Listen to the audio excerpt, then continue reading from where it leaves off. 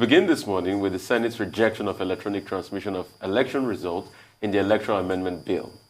In a clause-by-clause vote on the bill, 52 senators voted against, 28 were in support, 28 other senators were unavailable to vote. The Commission may consider electronic transmission of results provided the national coverage is adjudged to be adequate and secure by the National Communication Commission, NCC, and approved by the National Assembly. Mr. President, I still insist. We want Nigerians to know who has voted or not. Is challenging the ruling I gave on the amendment sought by Senator Abasi Alban Akpan. The amendment he sought was defeated. Now we have come to this point that we'll have to count ourselves. Those who voted against it, just hold on, let me finish explaining. Those who voted against it will remain on this side. Those who voted for it should remain on this side. Where and when do means at least when the network was coverage in Nigeria has improved to maybe 90-95% or even more, then we can do electronic transmission. That's clearly what he said. Nothing, and the only way you can certify that is when an official body that can give you the coverage that are eligible to give them, like NCC, they'll give you the exact coverage. But for now, it's less than 50%, and we cannot be able to do transmission now. So I have not voted against my bill. I have only voted on the enhancement of my bill. We have to define when and where practicable, because you cannot do elections in areas where there is network, or refuse to do transmission where there is no network, because it has to be uniform. So when the coverage improves, then we have confidence that transmission of results can be done nationwide. We are trying to make sure there is check and balances in all the process, and there is transparency and accountability. Why we say transparency? Because when INEC said it's ready to do electronic transmission, then the NCC will give us, do they have that coverage? Do you have that coverage all over the country? If they certify it, then we don't allow INEC and NCC to agree on themselves. Let it be brought back to the National Assembly, and we pass a vote of support on that. Some data have shown that we have only 43% coverage. And this is one of the reasons why the National Assembly approved for Ministry of Communication another foreign loan for the laying of fiber optic across this country. And from statistics, by 2023, we will only have about 55% coverage. So tell me, many local government headquarters in Nigeria do not have internet. But what we have done is that we approved electronic voting, we approved transmission only where INEC feels satisfied that the whole country will be covered. And everybody accepted it. But because our other opponents want to play politics with it to make Nigerians believe that, oh, they are the only ones that want, I brought this technology. I introduced this technology by a way of proposal to INEC, and they accepted it. If I have to go home, I use Turaya. Now, I have Turaya in my house. So if I'm going to my village, I'll charge my Turaya so that I'll keep on communicating. So you are telling me, as a representative of the people, to support the idea that we should do, it's just like saying you should support the idea that my people should be defranchised. And that is not why I'm here. There was no victor, no vanquished in this affair. Everyone did what he or she did with full commitment and realization that what we want is one and the same thing, but the path we have taken are different. We want an electronic process transmission system for our electoral process. However, we want to ensure that no Nigerian is disenfranchised in this process.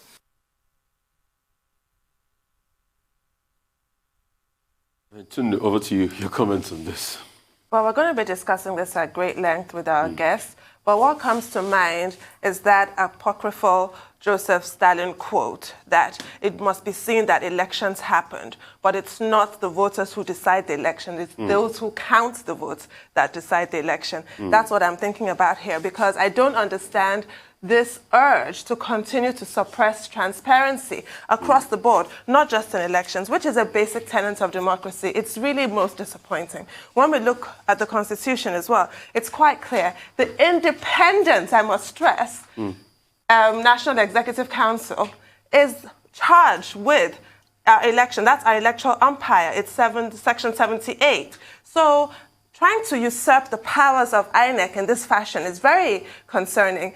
NCC and the National Assembly would be acting ultra-virus. They have no business with our elections to that extent. So I really worry about when we have senators and honorable members of the House of Representatives who swore an oath in the 7th schedule of the same Constitution, who don't seem to know what the Constitution actually states quite clearly. I'm also very disappointed by the absences. There was clearly, well, I'll say half of a 3-line whip. The 3-line whip is used in the UK, so I'm just going to borrow their parlance in the UK Parliament. A 3-line whip is issued for very important debates in the Parliament, requiring the attendance of every single member to come in and vote. We should not have had any absences on this kind of important issue. And a 3-line whip also tells people, instructs them, you must vote along party lines. And that is what we saw here, which I think in this particular situation is really regrettable. People should have been voting in the interest of national interests and not their party lines. It's really quite unfortunate. And then this whole situation of, oh, we don't have coverage all over the country and blah, blah, blah.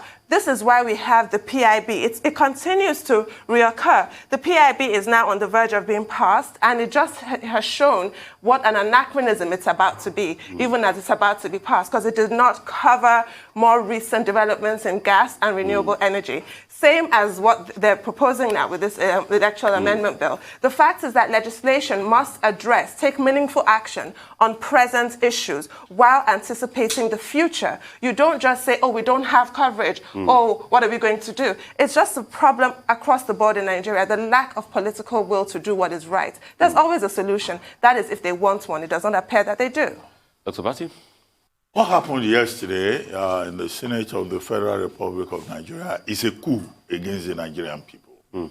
Yesterday morning, we had high hopes when we saw the front page story of this day, where we were told, according to reports, that caucuses within the Senate, the National Assembly generally, had held meetings, and that it had been resolved that Section 52, subsection 3 of the proposed Electoral Act Amendment Bill will be passed as is, which is that electronic transmission of results will be allowed when and applicable.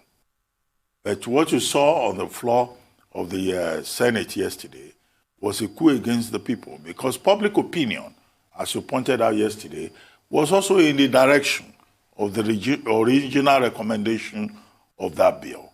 But at the end of the day, there was voting along party lines. 58 voted for, 28 voted against. Yes, not all the 109 members of the Senate were in attendance. And I agree that that is deplorable, because with such an important national interest bill, everybody should have been in attendance. The National Assembly of Nigeria should not be a place for people playing possum, for people committed to absenteeism, for people who have no justification whatsoever to be absent at critical moments when they're supposed to serve their people. The Senate President had said that, look, constituents should address their representatives. I hope that we will get to a point in this country where representatives in the legislature who fail to show up when they need to stand up for the people will be recalled. The recall process will be initiated against them. Now, out of the members that were present, 28 of them, most of the 28 that were present also, conveniently went to the toilet. They went to the bathroom when the vote was to be taken. Now, these persons should be called out and, in fact, we can use a strong word, criminalized. Where did they go to? All the 3 senators from Ogun State, Tundun State, they left when it was time to stand up and take a decision. 2 senators from Oyo State disappeared. And other senators from other states that disappeared, conveniently, were senators who have cases with the EFCC. These are stories that we have to investigate. What exactly happened? If you are going to represent the people, you must have the confidence to be available when you are needed. And then in the House of Reps, something disgraceful happened. Femi Gbajabiamila, the Speaker of the House of Representatives, he was present, but he chose not to preside. He handed over the duty to the Deputy Speaker. What was that? And this is not the first time Femi Gbajabiamila will do it. Why is it that at a critical moment, he will suddenly delegate? But when serious issues are not at stake, he will not delegate. He needs to offer us an explanation.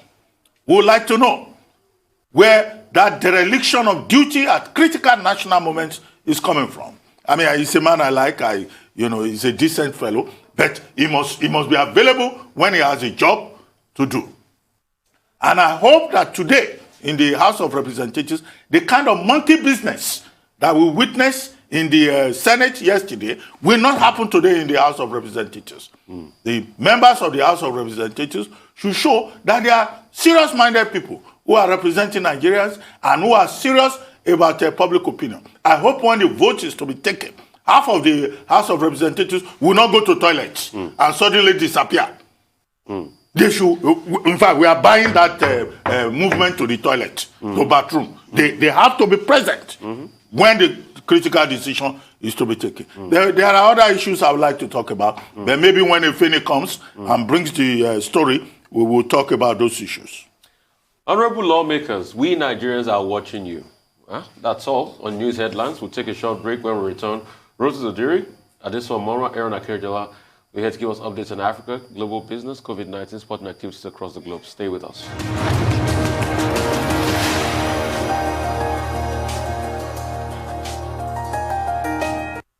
Welcome back to the morning show here on Arise News. Our dependable Roses Odiri is here to give us an African business update. Good morning, Roses. Good morning, Tundu. Good morning, Doctor. Good morning, Rufai. Just on the last discussion, electronic voting will happen in Nigeria, and technology will save this country. Just quickly, so let's begin with Zainab Ahmed. Zainab Ahmed has said that the budget support that was set up for the states, repayment is going to begin this month, this July. Remember what happened back when Governor Obaseki, governor of Edo State, said that they were printing money. Central Bank governor replied, okay, we're gonna start repaying those debts back. And the state governor said, no, we can't repay them back just yet. 614 billion naira is what has been extended to 35 of those states. Works out to about 17 billion or so per state in state budget support. It was extended for 2 years back in 2017. But then they now extended it for another year in 2019 because of the COVID issues to allow the states to get themselves back in order. So now apparently between the state governor, central bank governor, they're all going to begin those debt repayments back. Do they have the capacity to pay it back, considering where we are with revenues? That is a key question there. Also, Zainab Ahmed said that the COVID-19 pandemic has curbed Nigeria's ability to be able to diversify have income streams. She said this at a webinar that was hosted by the SEC, the Securities and Exchange Commission, in collaboration with the Ministry of Solid Minerals. Also, at that very same webinar, the Director General of the Securities and Exchange Commission, Mr. Lamido Yuguda, was talking up the mineral sector. And Rufai, you've had a lot to say about minerals. The usual, 44 different minerals that Nigeria has, lots of wealth. We just have to be able to maximize the potential under the ground. But of course, there's the issue of smuggling, there's the issue of regulation, and so on and so forth with minerals. What else did they talk about? She also gave us an update on the excess crude account, which is at $60.8 million. Stabilization accounts at $26.5 billion. Development for natural resources account about $23.5 billion. She was just giving us pretty much an update. Also, with respect to updates, the medium-term expenditure framework and fiscal strategy paper for 2021 through to 2024 shows that Nigeria is going to be spending about 47% of her revenues on debt servicing. So this is a projection again, and you know the federal government projections, they tend to undershoot when it comes to debts and then overshoot when it comes to revenue. But as far as debt servicing, they've projected that 17 trillion out of about 34 trillion over the next 4 years will be dedicated to debt servicing, which doesn't really bode well for the next administration that's coming in. Let's quickly move to inflation. Got a number of inflation figures that came out for June for a number of African nations. There should be a chart that you should see up there.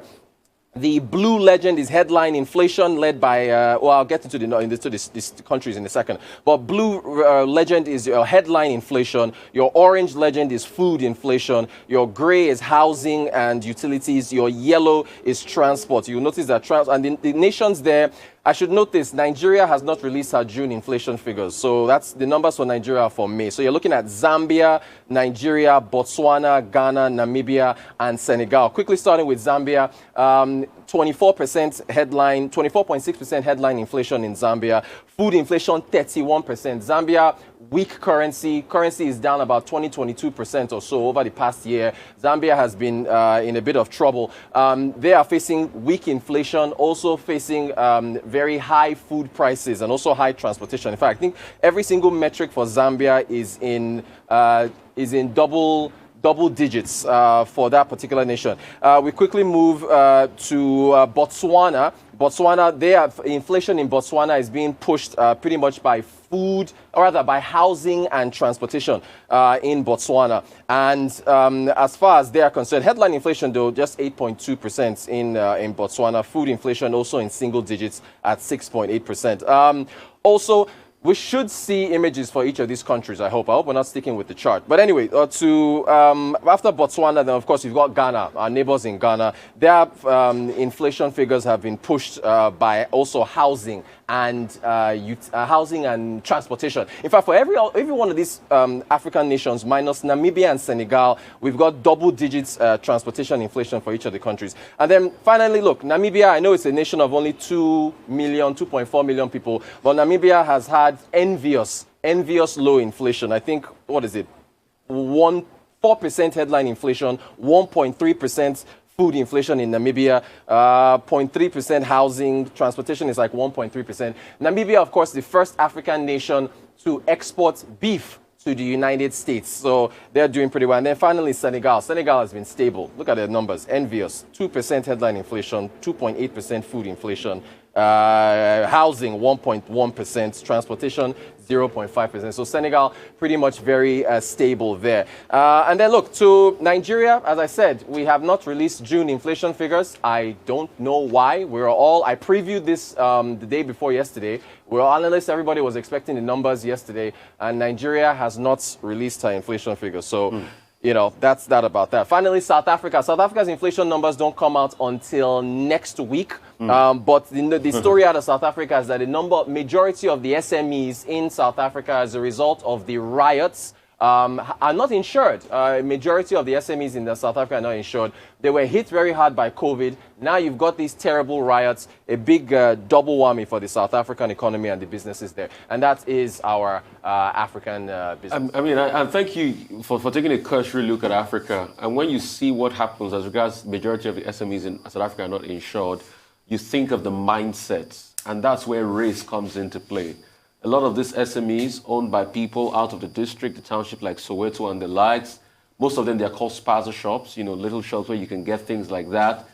The fact is, a lot of them, the governance process is a big challenge. I mean, you can't compare that to a Pick and Pay or, any of the other big ones owned by people otherwise in South Africa.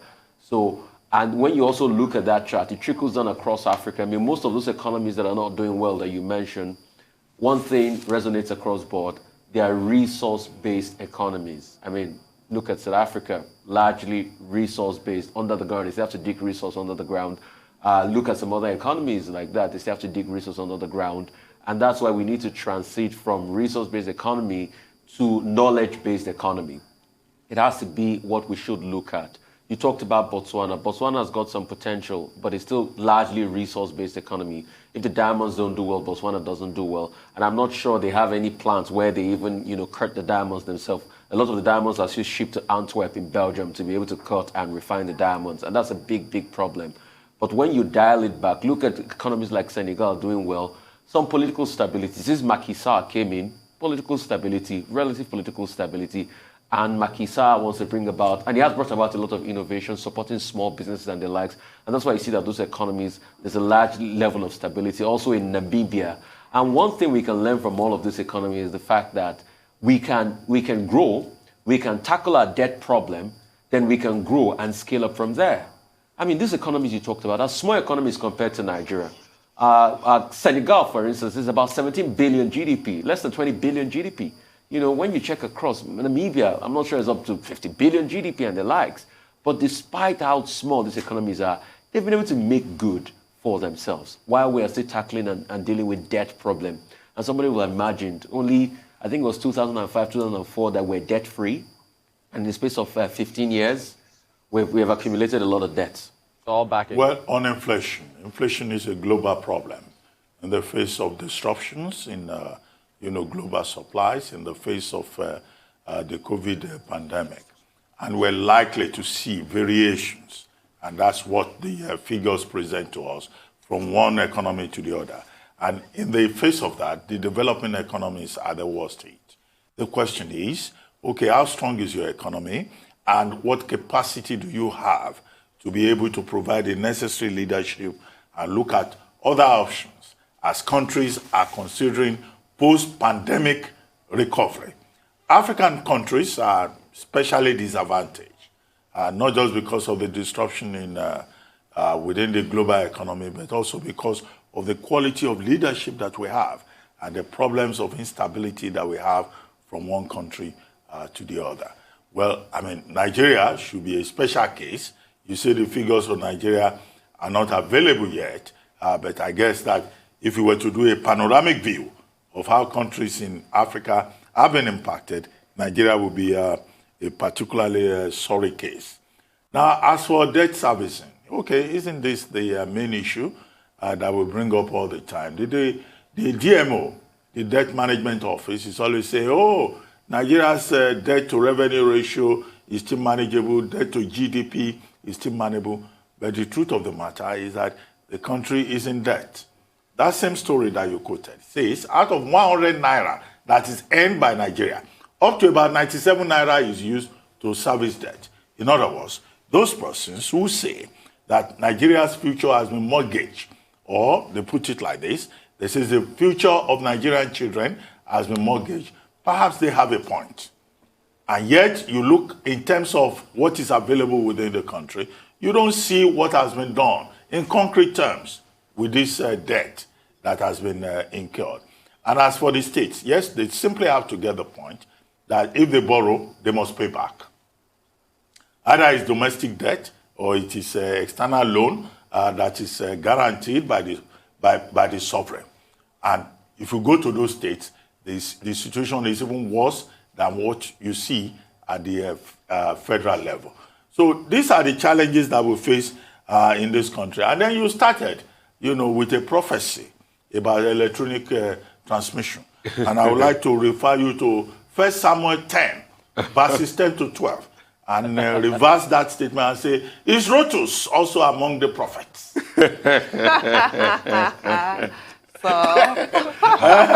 Is Rotus also among the prophets? Reverend Ruben. But we'll see how it plays out. And I hope that today the members of the House of Representatives, I repeat, will not behave in the manner that the Senate behaved yesterday. Thank you, Rotus. Thank you so much, Reverend Ruben Abati. For updates on COVID-19 pandemic, I do some more joins us. Yeah, good morning, guys. Dr. Reverend Abati. Good morning, Rufai. Good morning, Tunjum. Good morning, Adisa. Well, let's look at the latest tally according to the Johns Hopkins University.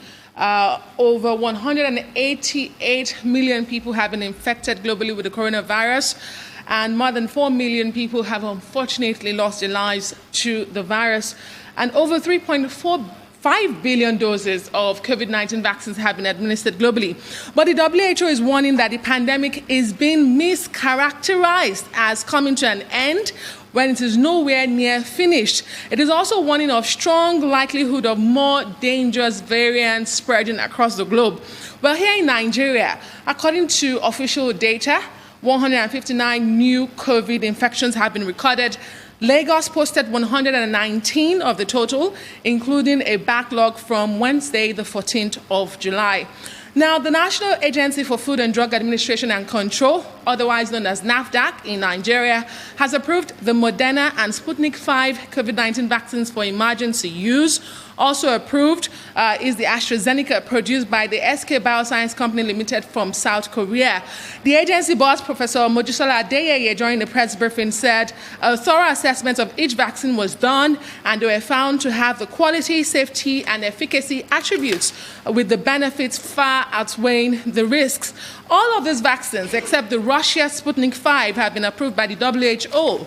But Professor Adeyeye explained that NAFDAC has carried out an independent check on the Sputnik V and found that the benefits of the Sputnik V outweighs its risks. The agency had earlier approved the Oxford AstraZeneca COVID Shield copy from the Serum Institute and the Pfizer jabs for emergency use in Nigeria. Meanwhile, coronavirus deaths on the continent of Africa surged by 43% in a week, driven by lack of intensive care beds and oxygen, and that's according to the WHO World Health Organization on the continent. The agency's regional director, Dr. Mashitizo Moeti, told a virtual press conference that the fatalities on the continent rose to 6,273 in a week, the week of 5th to 11th of July, compared to 4,384 the previous week. She's pointing out that the continent is facing a chronic shortage of vaccines, a spread in the more contagious Delta variant, which now has been detected in 21 countries on the continent, along with public fatigue over prevention measures. Africa has officially recorded 6 million cases of COVID-19. And the WHO Director, Dr. Tedros Ghebreyesus, will share proposals for a phase 2 study into the origins of the coronavirus with member states today. In a rare public critique of a member country, Dr. Tedros urged China to be more transparent in sharing raw data, especially in the early days of the virus spread. He also says, as a scientist himself, it is wrong to rule out a lab leak just yet because, he says, lab leaks can and do occur. China is yet to react to these latest remarks from Dr. Tedros Ghebreyesus. And speaking of China, life for the unvaccinated adults in the country is about to change. Millions of Chinese adults face bans from public spaces, including hospitals, schools, nursing homes, shopping malls, and public transport, unless they get vaccinated under a new edict covering nearly 24 cities and counties in China. These published notices have been cited, warning citizens that they have until late July this month or early August to receive their vaccinations, after which they will face a variety of restrictions on everyday life. As of Wednesday, the Chinese government had administered 1.4 billion COVID-19 doses, according to state media sources, though it remains unclear as to the total percentage of the population of China who have received 2 shots. Right, thank you, Adeswa. I'm really pleased to see that NAFDAC has been proactive in the face of the emergency to issue emergency approval, which makes perfect sense. However, I'd like your take on what's happening with the Sputnik V or Sputnik V, whichever way you want to call it, that vaccine, and sort of the efforts that they're making to get approval in Europe being stymied by what the European regulators are saying are data gaps, that they are not providing enough data. Now, does this point to a lack of efficacy, or does it point to opacity? Which is it really? And what should really be done? Are we getting vaccines in Nigeria that have not met standards in other jurisdictions? Should that be a problem?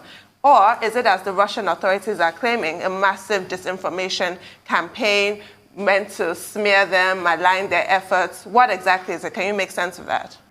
I think it's a bit of both, Tundu. In some parts, the reason why the Sputnik 5 has not been accepted is the lack of data and review of its efficacy. But in some other parts, they attest to the efficacy of the Sputnik 5 vaccine. And we recall that the WHO has actually said it will be reviewing the Sputnik 5. However, we've not heard anything concrete come from it. There are several countries across the globe using the Sputnik 5, and its efficacy level actually is at least 70%. The last I recall, it's one of the highest actually efficacy rates we've seen with the vaccines already authorized for use in different parts of the world. And I do agree that the NAFDAC, the Food and Drug Administration in Nigeria, has been proactive. You recall that the country had just said it's waiting to receive over 41 million vaccine doses from several sources. Although we're not told Sputnik 5 was going to be among those, coming for, of course, America through the COVAX, the African Union, we have Johnson & Johnson, we have the Moderna and the Pfizer vaccines coming. But I think this is just being proactive, and it should be commended. Well, very quickly, let's start with China. Now, China's projection is to vaccinate about 64% of its population. It's not been able to achieve that, but it has also observed, China has observed that there's a resurgence, a spike in infection cases. And as a result of this, China has taken the decision to impose restrictions in about 12 provinces, what they call second-tier cities. And this, of course, may become a nationwide, restriction program. What is also interesting in China is that, look, people are also being told that if they don't take the vaccine, right, they will not be allowed access to public buildings with effect from July 20.